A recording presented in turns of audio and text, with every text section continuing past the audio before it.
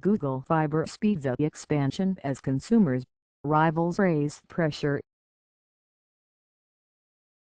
San Francisco in February, Josh Mosqueda moved into a one-bedroom apartment on the other side of Austin from most of his friends, not for the nearby greenbelt or the swimming pool, but for the kind of perk this 27-year-old software engineer could not resist: Google Fiber.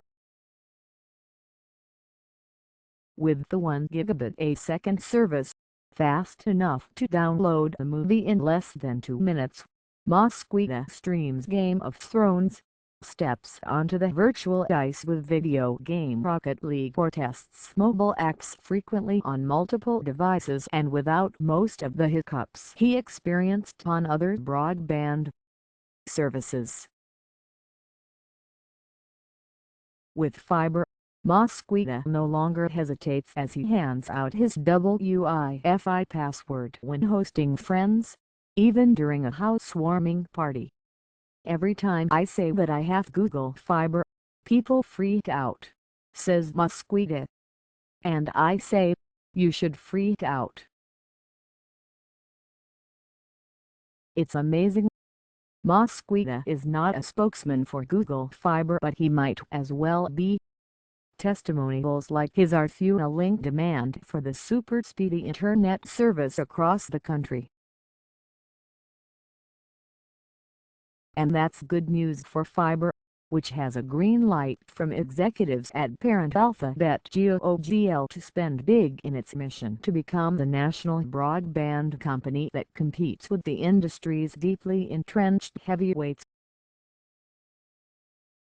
"Now that we have proven the business model to ourselves, we are expanding," says Dennis Kish, vice president of fiber. "Gigabit wars, yet demand is spreading far faster than fiber is." Fiber operates only in a handful of cities, with 6 more being built out, and it's in discussion with 13 more cities. Consumers on social media are vocal about wanting it in their cities, and mayors eager to flaunt access to cutting-edge internet vie to be chosen by Google. The slow pace of expansion is frustrating some consumers, and it's allowing competitors to race ahead. Among them, AT&T, whose Gigapower network is already in 25 major metropolitan areas and is expanding to an additional 31, many of them this year. AT&T is also experimenting with a 5G wireless service in Austin with speeds of up to 14 gigabits per second in early tests. Comcast has rolled out gigabit service in Atlanta and Nashville, and plans to introduce it this year in Chicago, Detroit and Miami, with more markets coming. It also offers 2 gigabits a second service called Gigabit Pro. And Comcast is testing a new wireless service that delivers speeds approaching 1 gigabit. Welcome to the Gigabit Wars. Who will win? You. Americans spend much of their lives connected to the internet, yet the U.S. ranks 16th in the world in average internet connection speed, lower than Turkey, Kenya and Paraguay, and on par with Thailand, according to Akamai's latest State of the Internet report. In many places around the country, consumers have one or two options for high-speed internet. Internet giants Google and Facebook, frustrated that telecom companies aren't moving fast enough, are building all kinds of technology to extend the reach, accelerate the speed and lower the cost of the internet, from high-altitude balloons to drones. The perpetually sorry state of U.S. broadband prompted Google to take an even more ambitious step. It announced fiber in 2010. Google's lucrative advertising business relies on the use and growth of the Internet. Faster, cheaper connections mean more people spend more time online using Google services such as Search, YouTube or Gmail, and viewing Google ads, says Recon Analytics analyst Roger Intelmer. Consumers have benefited from fiber's entry into markets where Internet providers lower prices by an average of $15 to $20 a month, and they begin to offer faster Internet service, Intelmer says. GOOGLE's big bet. Google wanted these guys to get moving and it worked, Intelmer says. But Google Fiber is far more than a catalyst to get industry players to step up their game. Fiber is aiming to build a nationwide broadband network, helped by its mountains of cash. It's trying new strategies, such as lowering costs by tapping into existing networks rather than building them from scratch. It's also experimenting with wireless technology that could help Google spread the service farther faster because it won't have to build out or buy fiber networks.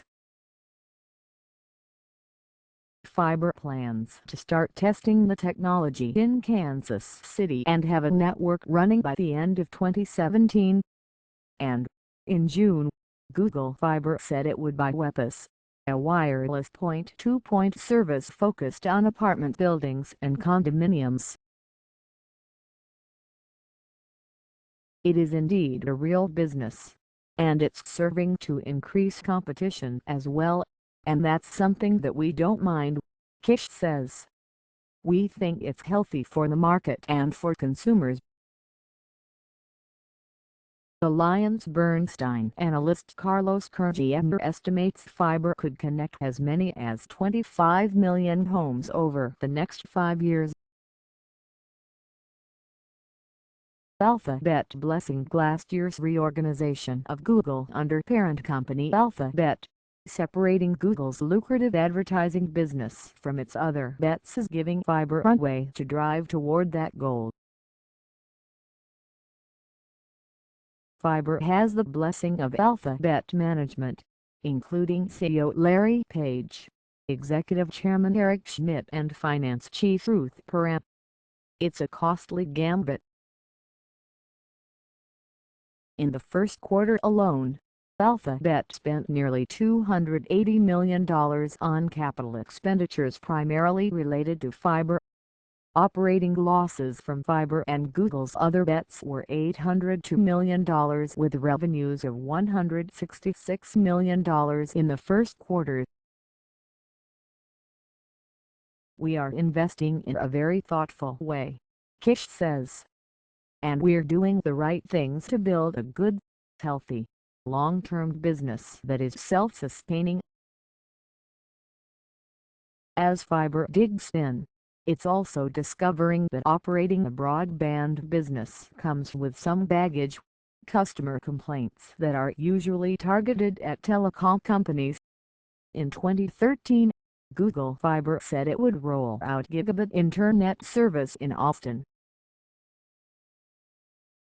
Last year the city of Austin received 363 complaints about construction and installation activity, including home, landscaping and lawn damage, trucks blocking driveways and other disruptions.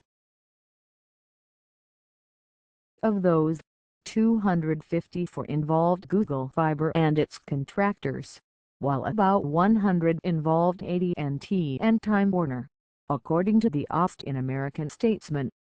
Austin Tech executive Bowman Hall signed up for fiber in February 2015.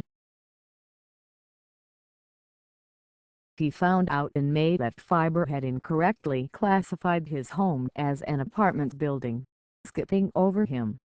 Google apologized, but told him it could take months. He fumed. Then last week Google finally installed fiber. Is he enjoying it? So far, Yes, he says. Follow USA Today senior technology writer Jessica Nguyen at Jadwin